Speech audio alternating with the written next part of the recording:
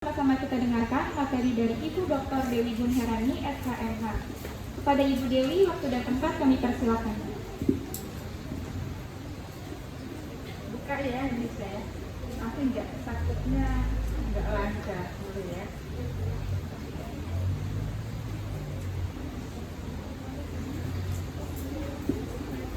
Assalamualaikum warahmatullahi wabarakatuh. Waalaikumsalam warahmatullahi wabarakatuh. Salam sejahtera untuk semua. Ini pendatang baru ya, maksudnya yang keterima di SMK Mitra Bakti Husada. Ada 3 jurusan ya, jurusan perawat, asisten perawat, jurusan asisten farmasi ya, sama tata boga. Alhamdulillah kalian semua berjumlah 106 untuk saat ini, tapi bisa bertambah ya. Syukur alhamdulillah, dan saya mengucapkan selamat kepada kalian yang baru datang. Semoga kalian betah sekolah di sini. Seperti tadi saya kemukakan, jangan sampai gugur, berhenti sebelum waktunya. Jadi belajar itu 3 tahun di sini sampai menjadi mempunyai profesi. Ada yang sebagai asisten perawat, ada yang sebagai asisten apoteker klinik ya, dan yang tata boga. Ini lapangan kerja yang bagus untuk masa saat ini dan banyak dicari orang. Maksudnya kesempatan Anda untuk mengisi peluang ini. Untuk itu harus berusaha, harus sabar, telaten, dan menikmati.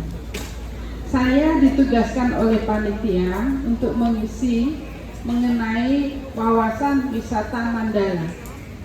Nah, ini yang sangat saya senangi. Semoga kalian ini ya bisa mencerna dengan baik. Saya akan berusaha menggunakan bahasa yang bisa diterima oleh anak-anak. Semua ibu bisa menyampaikan dengan bahasa kalian. Wawasan Biata Mandala. Di situ ada beberapa kata yang bisa kita pisah-pisah ya. Apa artinya wawasan, apa artinya wiatam, dan apa artinya mandala. Sering dikemukakan oleh beberapa sumber-sumber informasi. Orang bicara wawasan. Apa itu wawasan?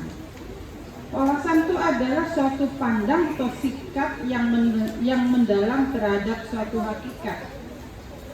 Artinya adalah pandangan kita. Seperti apa itu? Itu wawasan ya, pandangan kita. Jadi kalau kita memandang sekolah ini seperti apa? Gitu ya. Pandangan kita. Pandangan sikap yang mendalam terhadap sesuatu. Itu namanya wawasan ya. Terus ada lagi kata wiyata. Wiyata itu kata lain dari pendidikan. Terus mandala, tempat di lingkungan. Jadi kesimpulannya itu pandangan terhadap tempat pendidikan. Ya, nah itu yang misalkan wawasan wiyata mandala. Pandangan kita sekarang berada di mana? Di sekolah. Apa itu sekolah? Kita harus tahu kan? Sekolah sama nggak dengan pasar? Nah, nggak sama kan? Sekolah sama nggak dengan lapangan? Nggak sama kan? Kalau kita ke sekolah harus mengikuti aturan sekolah, tidak? Nah, oleh sebab itu sekolah ini tempat pendidikan formal. Kalau kalian ke sekolah mana aja? Apakah itu sekolah SD, SMP, dan lain sebagainya, itu pasti tempat pendidikan formal. Formal itu apa ya, tahu kan? Yang rapi, yang teratur gitu ya. Nah, itu formal. Jadi di sini yang dinamakan dengan sekolah itu tempat mengembangkan 4 hal. Yang pertama yang dikembangkan apa? ilmu pengetahuan. Kalian yang lulus SMP belum tahu itu pengetahuan keperawatan, belum tahu pengetahuan farmasi, belum tahu pengetahuan tata boga. Nah, di sini di sekolah ini dikembangkan pengetahuan dan teknologinya. Ya, pasti nanti belajar itu pada saatnya, ada waktu-waktunya. Sudah disusun oleh Dewan Guru di sini, ya. Tanggung jawab kepala sekolah. Yang kedua, pandangan hidup kepribadian. Jadi tidak hanya belajar ilmu terus jadi kayak kacamata kuda hanya itu. Kepribadiannya juga dikembangkan. Jadi sehingga pandangan hidupnya menjadi berubah nanti. Setelah belajar 3 tahun di sini pasti berubah. Sikapnya berubah. Tidak sopan santun pasti akan lebih baik. Sekolah ini termasuk sekolah yang digemari karena anak-anak yang lulus dari sini langsung diterima di beberapa instansi sesuai jurusannya ya, kesehatan apa. Karena apa? Karena sikapnya berubah, tidak sama dengan sekolah lain. Karena di sini diajari kepribadian, ya kan? Jadi pribadi-pribadi Anda semua nanti di sini akan berubah, ya, berubah sesuai dengan lingkungannya. Kalau lingkungannya rumah sakit, ya nanti seperti bagaimana tata krama. Itulah nilai lebih daripada sekolah ini, yaitu tata keramanya. Yang diajarin sopan santun, gitu ya. Terus yang ketiga, hubungan antara manusia dengan lingkungan, manusia dengan Tuhan. Nah, itu diajarin juga bagaimana kita menghormati lingkungan dan lingkungan juga akan menghormati kita. Lingkungan itu adalah tetangga kanan kiri sekolah. Lalu bagaimana kita berhubungan sama Tuhan? Di sini ada ajaran agama di sini. Jadi bagaimana kamu semua yang ada di sini akan diberi kesempatan menjalankan ibadah sesuai dengan waktunya. Ya, semua diatur. Lalu di sekolah ini juga dikembangkan kemampuan berkarya. Ya, jadi nanti kamu berkembang tuh yang dulu nggak bisa bikin apa-apa sudah berkarya, ada yang bidang seni, ada yang bidang farmasi, bikin salep gatel apa gitu ya. Jadi ini karyanya di ini tinggal bilang sama guru, ibu saya pengen membuat sesuatu ini dan sesuatu itu ditulis. Kalau sesuatu itu ditulis lalu bisa diangkat, mempunyai hak paten, nah, itu luar biasa sekali. Biasanya sih ada yang SMK yang begitu. Terus di SMK ini juga diberi kesempatan itu ikut lomba apa-apa. Misalnya lomba tarik kreasi atau lomba nyanyi atau lomba olahraga. Nah, itu dalam rangka mengembangkan kemampuan berkarya. Jadi Anda itu tidak hanya pasif saja tapi berkarya boleh.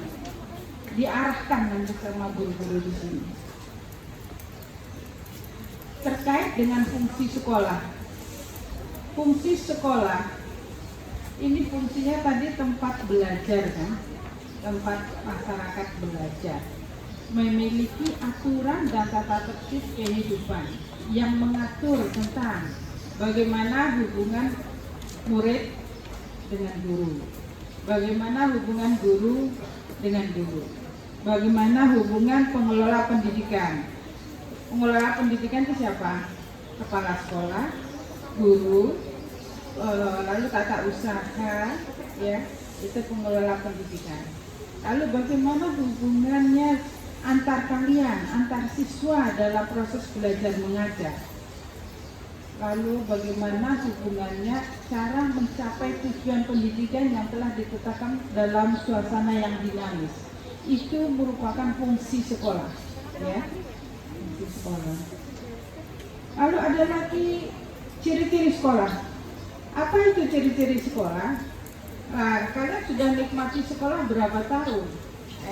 SD 6 tahun, SMP 3 tahun, lalu TK 1 tahun, 10 tahun, terus PAUD, ya. Jadi kurang lebih 12 tahun kalian sekolah. Tapi kalian tahu nggak itu ciri-ciri sekolah? Dalam hal ini sekolah sebagai tempat masyarakat belajar. Nah, ada 3 cirinya. Yang pasti di sekolah itu ada guru kan? Nah, kalau nggak ada guru namanya bukan sekolah. Ada murid, terus ada masyarakat yang mendukung, yang sadar mau belajar dan bekerja keras, sehingga terbentuklah manusia Indonesia seutuhnya. Itu yang disebut sekolah. Lalu prinsip sekolah.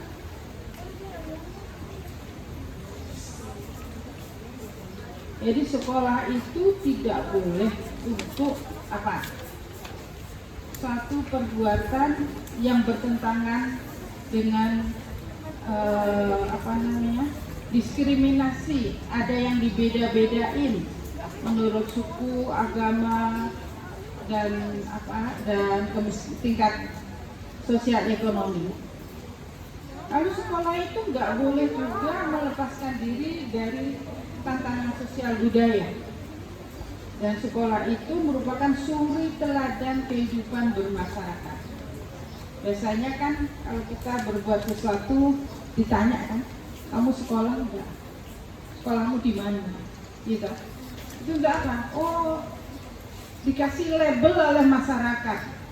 Oh, anak yang sekolah di Mitra Bakti Wisata itu baik-baik, sopan-sopan, santun-santun, itu kan? Nah, labelnya itu. Karena di sekolah di SMK Mitra Bakti Wisata. Tapi kalau kalian nggak sekolah, di luar dilecehin, nggak sekolah. Mana dia ngerti tata krama, dia nggak sekolah. Mana dia ngerti baca tulis, nggak sekolah, gitu kan? Nah, karena sekolah, tempat sekolah itu menjadi suri teladan kehidupan di masyarakat. Sekarang menyangkut prinsip sekolah itu ada 9. Yang pertama, sekolah merupakan wadah yang memberikan bekal hidup. Mengapa dikatakan memberikan bekal hidup? Kan di sekolah kalian belajar kan? Belajar itu bekal hidup untuk supaya nanti setelah sekolah bisa mencari nafkah sendiri, bisa hidup sendiri, hidup dengan bekerja misalnya. Gitu. Lalu sekolah itu tempat peserta didik belajar di bawah bimbingan pendidikan. Dalam bimbingan, peran pendidikan berubah dari pendidikan menjadi orang tua, bahkan menjadi seorang kakak. Lalu sekolah pelayanan yang adil dan merata. Terus yang keempat, sekolah lembaga pengembangan bakat dan minat siswa. Nah, ini yang tadi yang Ibu jelaskan. Bakatnya dikembangkan di sini. Tinggal bilang bisa ikut ekstrakurikuler. Kalau dia bakat menari, menyanyi, olahraga yang lain, bisa atas nama sekolah untuk ikut bertanding di sekolah lain. Tapi dikoordinir oleh guru-guru di sini. Nggak bisa jalan sendiri-sendiri, ya. Jadi ada wadahnya, ada tempatnya belajar. Yang kelima, sekolah peningkatan kemampuan intelektual, emosi dan lain-lainnya untuk keseimbangan. Jadi di sekolah sinilah kalian meningkatkan intelektual kan, kecerdasan ya. Jadi karena belajar, jadi pinter gitu ya. Lalu karena emosinya tersalurkan, jadi terarah. Kalau nggak tersarusan, teriak-teriak sendiri-sendiri di jalan sana ditangkap polisi. Ya, karena emosi gitu kan. Kalau di sini disalurkan, oh diarahkan ke sini gitu. Lalu sekolah itu merupakan wahana pengembangan sikap sederhana, jujur, terbuka, penuh toleransi, rela berkomunikasi dan berinteraksi ramah tamah dan bersahabat, cinta negara, cinta tanah air, cinta lingkungan, membantu orang yang kurang beruntung. Di sekolah ini bisa dilakukan. Lebih lanjut kita berbicara masalah penataan Wiyata Mandala dalam upaya ketahanan sekolah. Ada 9 langkah yang harus dilakukan. Ya. Langkah pertama, meningkatkan koordinasi dan konsolidasi warga sekolah untuk mencegah kegiatan atau tindakan yang dapat mengganggu proses belajar mengajar. Siapa warga sekolah itu? Kepala sekolah, guru-guru, murid, masyarakat di sekitar kanan kiri kita, terus komite sekolah yang mewakili wali murid. Nah, ini harus terkoordinasi dan terkonsolidasi dengan baik. Itu yang bisa membuat sekolah kita maju. Kalau enggak, kita enggak maju-maju. Antara murid sama guru berantem, baik nggak itu? Enggak kan?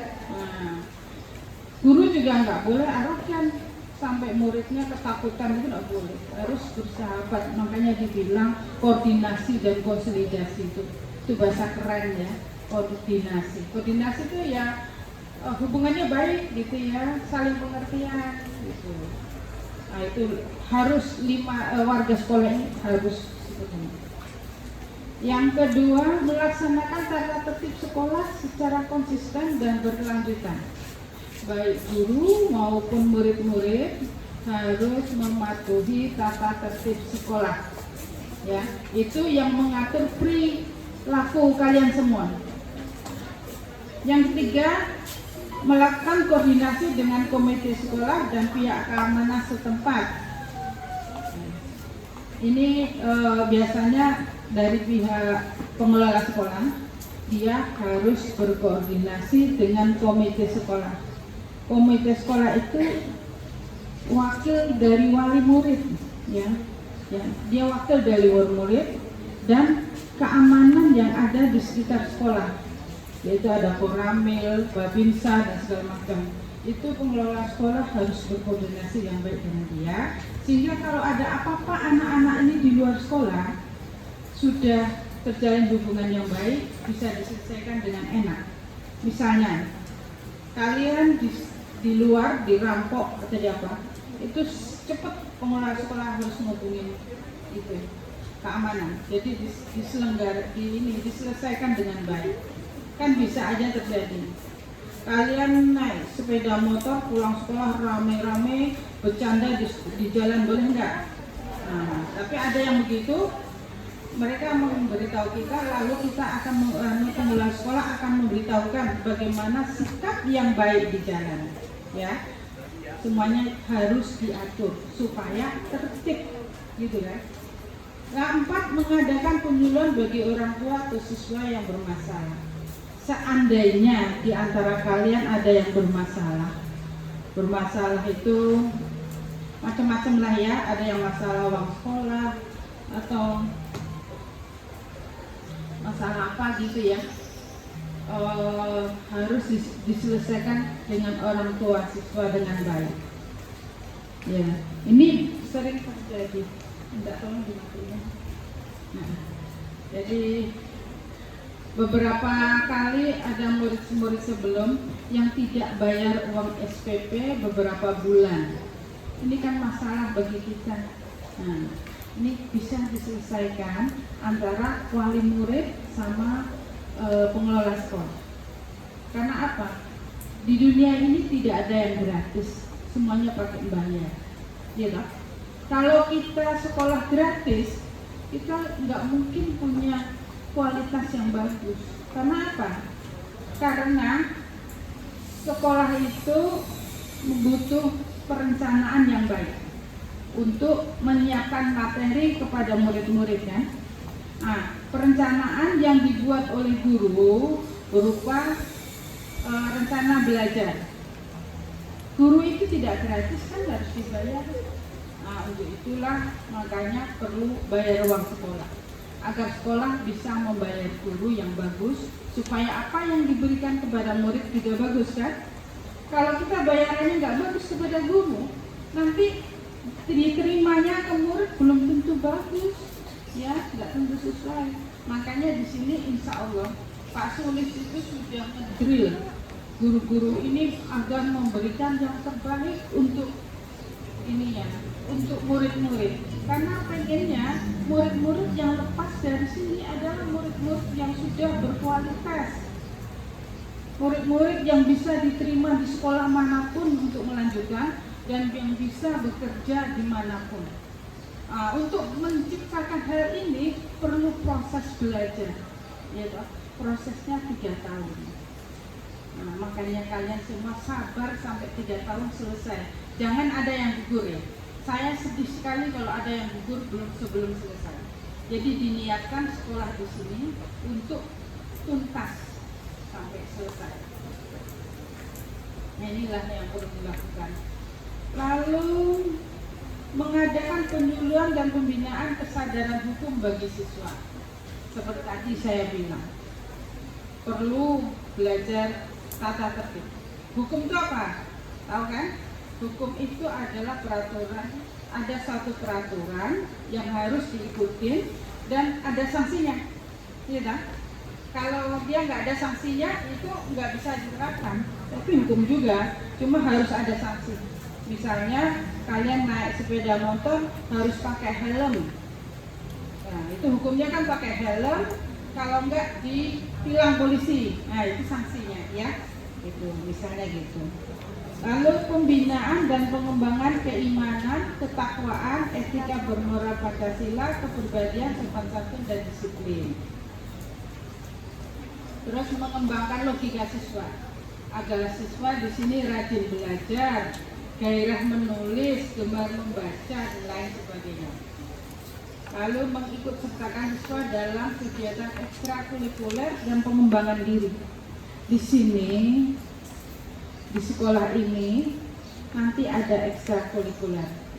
Itu yang menyenangkan oleh murid-murid, ya kan? Ekstrakurikulernya apa? Nanti tanya Pak Dev. Aku mau ikut ini Pak Dev, gitu ya. Lalu mengadakan karya wisata dalam pengembangan impact.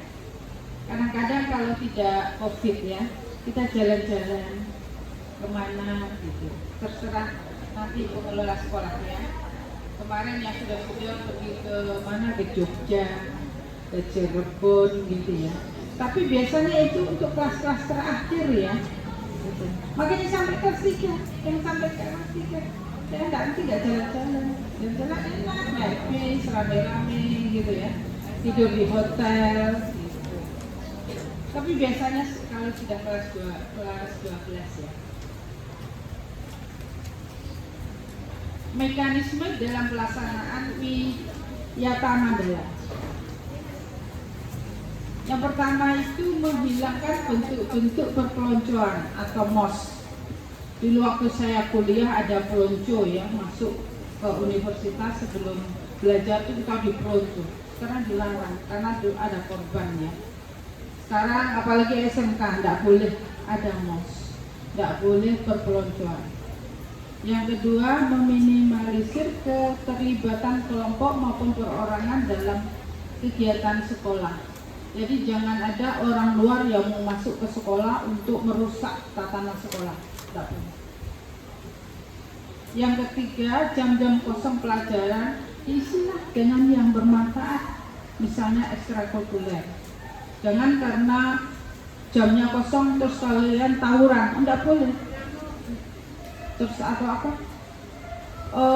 Tanya Pak Dev itu yang kesiswaan, Pak ini kosong diisi apa gitu ya, ekstrakurikuler atau apa gitu.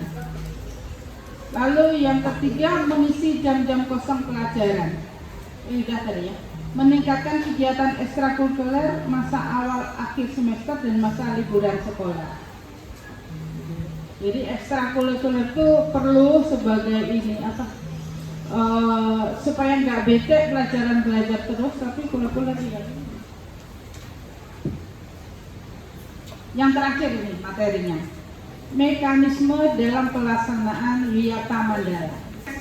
Upaya yang dilakukan adalah yang pertama mendamaikan pihak yang terlibat perselisihan dan orang tua atau pendidik pembinanya.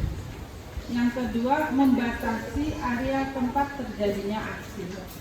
Yang ketiga, menetralisir isu-isu yang berkembang dan mencegah adanya isu-isu baru. Yang keempat, berkoordinasi dengan pihak keamanan apabila terdapat pihak luar sekolah yang melanggar keamanan, ketertiban, dan perbuatan kriminal di lingkungan sekolah. Yang kelima, mengungkap lebih lanjut keterlibatan pihak luar sekolah atas kasus yang timbul dari penyelesaian secara hukum. Yang keenam, mengikut sertakan para ahli untuk mengadakan bimbingan dan penyuluhan. Yang ketujuh, memberikan saksi sesuai tata tertib yang berlaku. Ya. Habis materinya hanya itu. Semoga ada yang bisa dicerna ya kalian. Jadi inilah materi pertama tentang wawasan Wiyasa Mandala. Wassalamualaikum warahmatullahi wabarakatuh. Waalaikumsalam warahmatullahi